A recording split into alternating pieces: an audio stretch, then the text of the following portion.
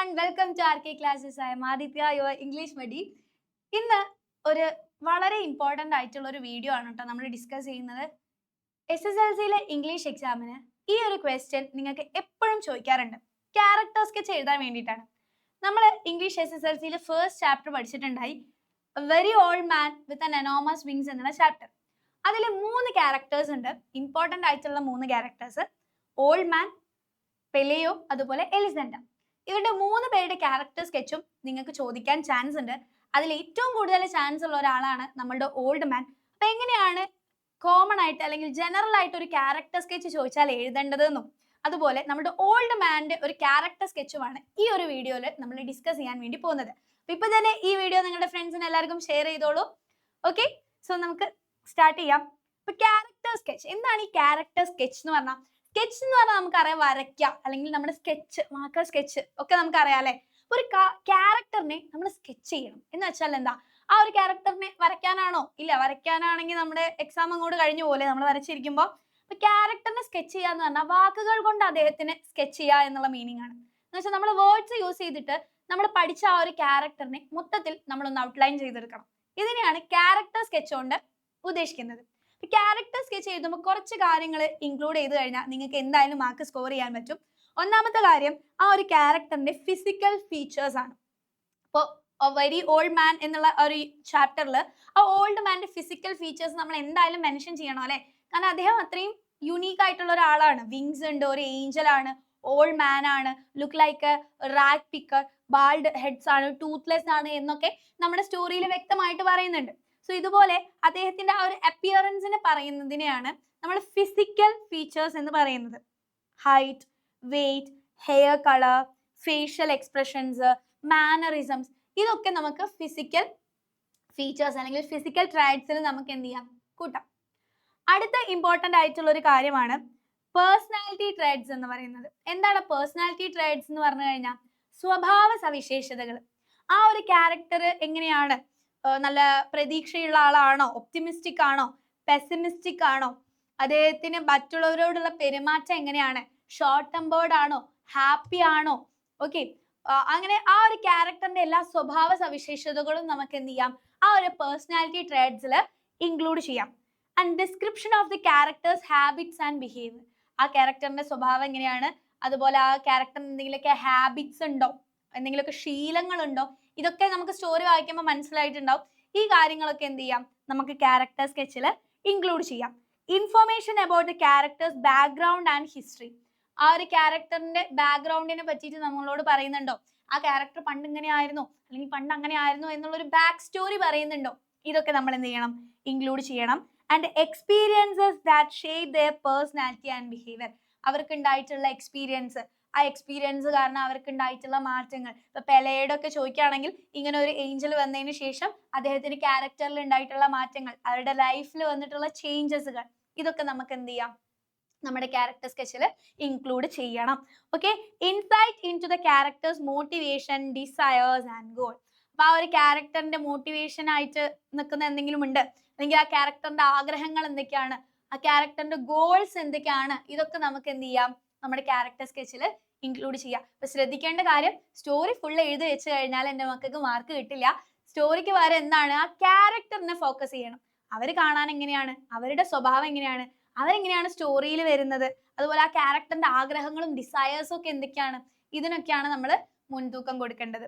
And clear and concise description ആയിരിക്കണം. Short ആയിരിക്കണം, ഒരുപാട് വാരി വലിച്ച് എഴുതണ്ട. സ്റ്റോറി മൊത്തം സമ്മറൈസ് ചെയ്ത് എഴുതിയിട്ട് കാര്യമില്ല.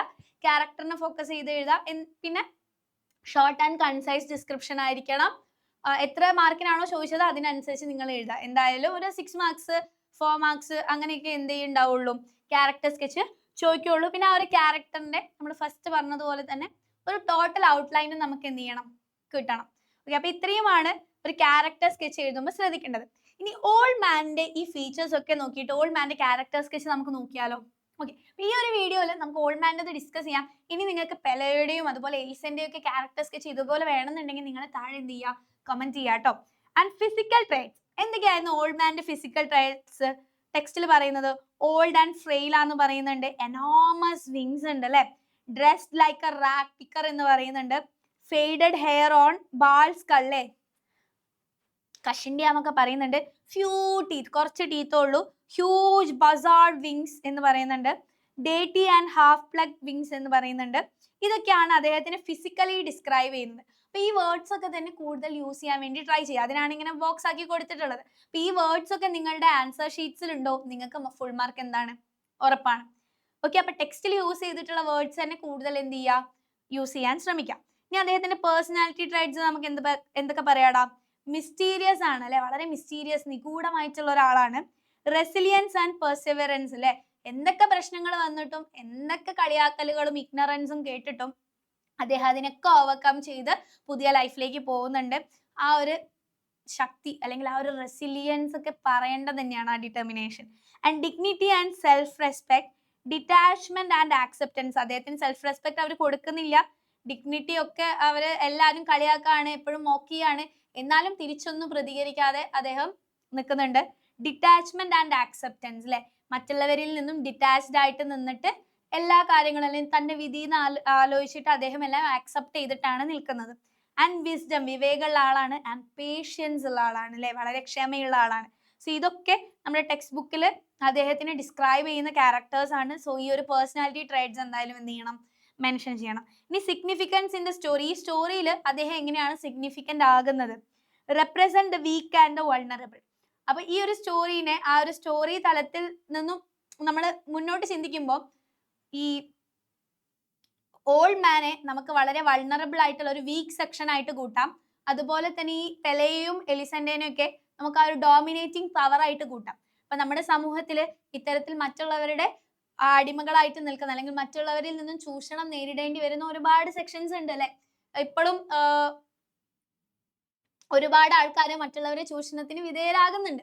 സോ അത്തരത്തിലുള്ള വീക്കർ സെക്ഷനെ, തിരിച്ചൊന്നും പ്രതികരിക്കാൻ പറ്റാത്ത അത്തരത്തിലുള്ള ആൾക്കാരെയും കൂടി എന്താണ് സൂചിപ്പിക്കുന്നതാണ് ഈ ഒരു old man. Wings symbolises his role as an angel or messenger. ആ വിങ്സ് എന്താണ് സിംബലൈസ് ചെയ്യുന്നത്? അദ്ദേഹത്തിന് ഒരു ഏഞ്ചൽ, ഒരു മെസ്സഞ്ചർ ആയിട്ടാണ് സിംബലൈസ് ചെയ്യുന്നത്. Response to the weak and vulnerable അല്ലെ, അദ്ദേഹം ഒരു വീക്ക് ആൻഡ് വൾണറബിളിനെ റെപ്രസെന്റ് ചെയ്യുന്നു. കമ്പാഷൻ ആൻഡ് എംപതി, കമ്പാഷൻ ഉണ്ട്, എംപതി ഉണ്ട്. അവർ treatment of the unusual and different. അപ്പോൾ കമ്പാഷനും എംപതിയും പറയുമ്പോൾ ബാക്കിയുള്ളവർക്ക് അദ്ദേഹത്തിനോടുള്ള കമ്പാഷനും എംപതിയും കൂടി നമ്മൾ ഡിസ്കസ് ചെയ്യണം. പെലെയോ ആയിക്കോട്ടെ, എലിസന്റെ ആയിക്കോട്ടെ, അദ്ദേഹത്തിന് ഒരു എംപതിയും അദ്ദേഹത്തിനോട് കാണിക്കുന്നില്ല അല്ലെ. വളരെ ഒരു ആനിമലിനെ പോലെ, ഒരു ക്രീച്ചറിനെ പോലെയാണ് അവരൊക്കെ ട്രീറ്റ് ചെയ്യുന്നത്. അപ്പോൾ മാറി വരുന്ന അല്ലെങ്കിൽ ഈ ഒരു സമൂഹത്തിൽ മനുഷ്യന്മാർക്ക് മറ്റുള്ളവരോട് എംപതിയും കമ്പാഷനും ഒക്കെ കുറയാണ് എന്നാണ് പറയുന്നത്. അവർ treatment of the unusual and different അല്ലെ. അപ്പം നമ്മൾ എന്തെങ്കിലും അൺയൂഷ്വൽ ആയിട്ട് ഡിഫറെന്റ് ആയിട്ടുള്ള ആൾക്കാരെ കാണുമ്പോൾ എങ്ങനെയാണ് നമ്മൾ അവരെ ട്രീറ്റ് ചെയ്യുന്നത് എന്നുള്ളത് കൂടെയാണ് ഈ ഒരു സ്റ്റോറിയിൽ ഓൾഡ് മാനിലൂടെ നമ്മുടെ റൈറ്റർ റെപ്രസെന്റ് ചെയ്യുന്നത്. സോ ഇതൊക്കെ വെച്ചിട്ട് വേണം നമ്മൾ എന്ത് ചെയ്യാൻ വേണ്ടിയിട്ട്, ഒരു ക്യാരക്ടർ സ്കെച്ച് എഴുതാൻ വേണ്ടിയിട്ട്. അപ്പൊ ഞാൻ വീണ്ടും പറയാണ്, പെലെയുടെ എലിസന്റെയോ ക്യാരക്ടർ സ്കെച്ച് വേണമെന്നുണ്ടെങ്കിൽ നിങ്ങൾ താഴെ കമന്റ് ചെയ്താൽ മതി, നമുക്ക് വീഡിയോ ആയിട്ട് വരാം. ഓക്കെ, സോ നമുക്ക് ഓൾഡ് മാന്റെ ക്യാരക്ടർ സ്കെച്ച് ഒന്ന് നോക്കാം. The old man in the story. ആ സ്റ്റോറി വേണമെങ്കിൽ നിങ്ങൾക്ക് മെൻഷൻ ചെയ്യാം കേട്ടോ. A very old man with an enormous wings. Shown as very old, weak and frail. He looks almost like beggar because he is dressed like a rag picker. He was very little faded hair. Physical features ആണ് പറയുന്നത്. അപ്പോൾ നമ്മൾ ആ physical features bold ചെയ്തിട്ടുണ്ട്, നിങ്ങൾക്ക് കാണാം. Hair on his bald head and only a few teeth left in his mouth. His most striking feature is his huge wings, but instead of looking magical, they look dirty, half-plugged and tied up in mud, which makes him seem even more helpless. Okay, അദ്ദേഹത്തിന്റെ physical features നമ്മൾ പറഞ്ഞു. Even though he looks pitiful, the old man has a mysterious presence. അല്ലേ, അദ്ദേഹത്തിന്റെ ആ ഒരു personality ആണ് ഇനി നമ്മൾ ഡിസ്കസ് ചെയ്യുന്നത്. He never clearly explains who he is or where he comes from. അദ്ദേഹം എവിടുന്നാ വരുന്നതെന്നോ എന്തിനാ വന്നതെന്നോ ഒന്നും അദ്ദേഹം എക്സ്പ്ലെയിൻ ചെയ്യുന്നില്ല. He shows resilience and perseverance, surviving all the hardship quietly. അല്ലെ, വളരെ പേഷ്യൻസോട് കൂടി ആ ഹാർഡ്ഷിപ്പ് ഒക്കെ അദ്ദേഹം എന്ത് ചെയ്യുന്നുണ്ട്, ഓവർകം ചെയ്യുന്നുണ്ട്. He also shows dignity and self-respect because he never begs or fights back.